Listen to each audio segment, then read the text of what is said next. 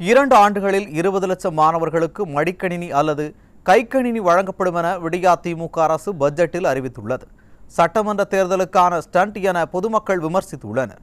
Budget குறித்து சென்னையில் பொதுமக்கள் தெரிவித்த கருத்துக்களை தற்போது பார்க்கலாம். 4 வருஷத்துக்கு முன்னாடி எலெக்ஷன் நடந்து சிஎம் ஆயிட்டாங்க. அப்போ கொடுக்கல மக்களுக்கு, மாணவர்களும் அப்போ கொடுக்கல, இப்போ கொடுக்குறாங்க. இப்போ எதனால் கொடுக்குற காரணம்னா எலெக்ஷன் வருது, கொடுத்தா ஒரு முன்னே எப்படி சொல்றது, இது ஒரு லஞ்சம் மாதிரி மக்களை கொடுத்து வசதிப்படுத்துறது இல்லைங்களா. அவங்கள இப்போ அடுத்த எலெக்ஷனில் அவங்க ஜெயிக்கணும்னா இதெல்லாம் செஞ்சால் தான் ஜெயிக்க முடியும். அதனால் மக்களை அவங்க வசியம் பண்ணிக்கிறாங்க. நாங்கள் இந்த மாதிரி லேப்டாப் கொடுக்குறேன்னு சொல்லியிருக்காங்க. அது 4 வருஷமாக கொடுத்துருந்தா ஏழை எளிய மக்கள் எல்லாருக்குமே யூஸ் ஆகிருக்கும். ஆனால் அது கொடுத்தது யூஸாக இருந்தது, இதுக்கு முன்னாடி கொடுத்தவங்களுக்கு ரொம்ப யூஸாகவே இருந்தது.